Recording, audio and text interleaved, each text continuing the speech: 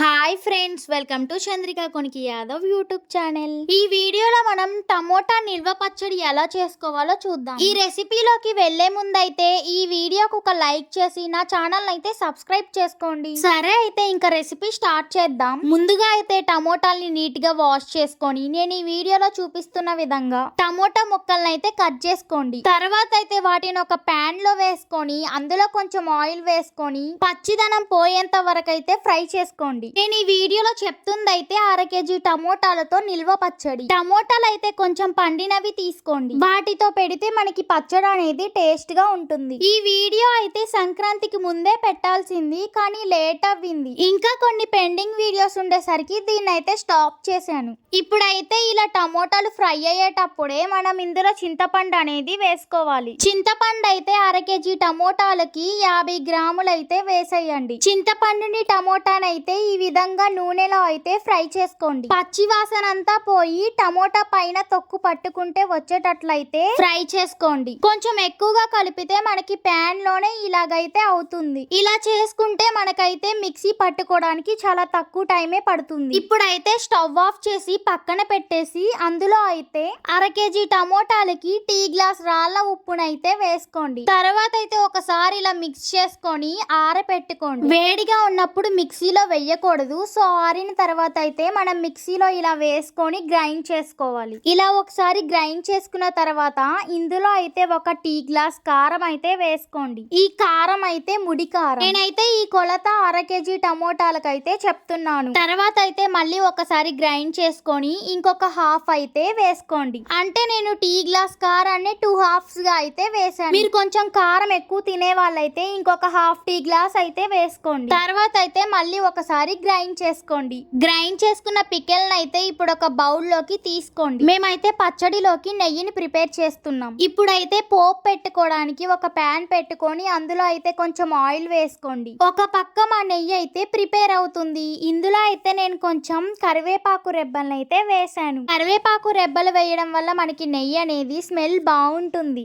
అలాగే టేస్ట్ కూడా బాగుంటుంది. మా నెయ్యి అయితే రెడీ అవ్వింది. ఇప్పుడైతే పోపు చూసేద్దాం. నూనె హీట్ అయిన తర్వాత ఇందులో ఒక 3-4 వెల్లుల్లి రెబ్బలు వేసుకోండి. అలాగే 2-3 ఎండుమిరపకాయల్ని కూడా వేసుకోండి. తర్వాత అయితే వీటిని కొంచెం ఫ్రై చేసుకోండి. ఇప్పుడైతే ఇందులో కొన్ని ఆవాలను అయితే వేసుకోండి. మీరు నా వీడియోకి లైక్ చేయడం మర్చిపోయారేమో, నా యూట్యూబ్ ఛానల్ ని సబ్స్క్రైబ్ చేసుకోవడం కూడా మర్చిపోయారేమో, ఒకసారి వెళ్ళి లైక్ చేసి సబ్స్క్రైబ్ చేసుకొని వీడియోని అయితే కంటిన్యూ చేయండి. ఇప్పుడైతే ఇందులో కొంచెం జీలకర్ర కూడా వేసుకోండి. వీటిని అయితే బాగా ఫ్రై చేసుకోండి. నేను ఇందులో అయితే పచ్చి శనగపప్పు అయితే వేయలేదు, ఎందుకంటే ఇది నిల్వ పచ్చడి కదా. పచ్చెనగపప్పు అనేవి మనకి నిల్వ ఉండవు, సో అందుకని అయితే పచ్చడి పాడైపోతుంది. సో పచ్చెనగపప్పు అయితే వేసుకోకండి. ఇలా ఈ పోపును అయితే ఫ్రై చేసుకున్న తర్వాత లాస్ట్ అండ్ ఫైనల్ గా ఇందులో అయితే కొంచెం కరివేపాకు అయితే వేసుకోండి. కరివేపాకు కూడా ఫ్రై అయిన తర్వాత అయితే ఆ పోపుని తీసుకొని మనం ముందుగా గ్రైండ్ చేసి పెట్టుకున్న పచ్చడిలో అయితే వేసేయండి. అంతే,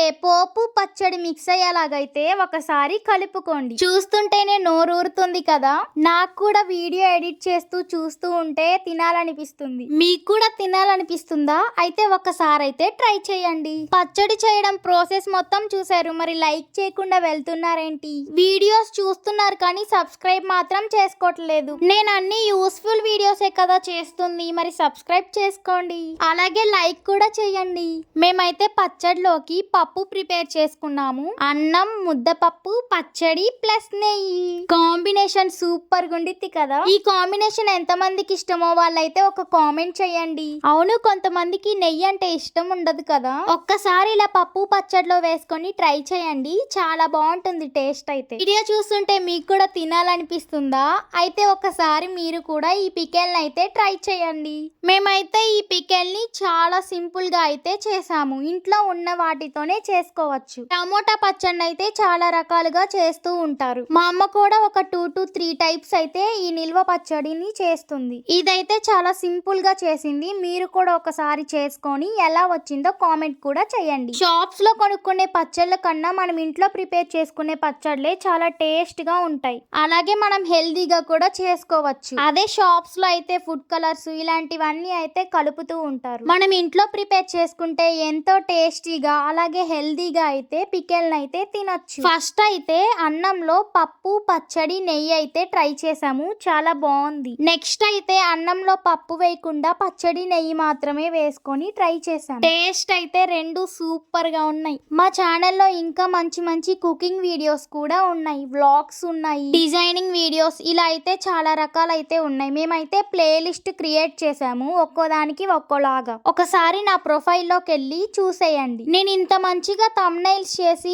వీడియో కూడా చేసి వాయిస్ ఓవర్ ఇస్తుంటే వ్యూస్ మాత్రం హండ్రెడ్స్ లోనే వస్తున్నాయి. ఏమీ సరిగా చేయని వాళ్ళకేమో చాలా చాలా వ్యూస్ ఉంటున్నాయి, అన్ని థౌజండ్స్ లో. అంతా బాగా చేసే వాళ్ళకి మాత్రం హండ్రెడ్స్ లోనే ఉంటున్నాయి. కొంచెం మాకు కూడా సపోర్ట్ చేయండి.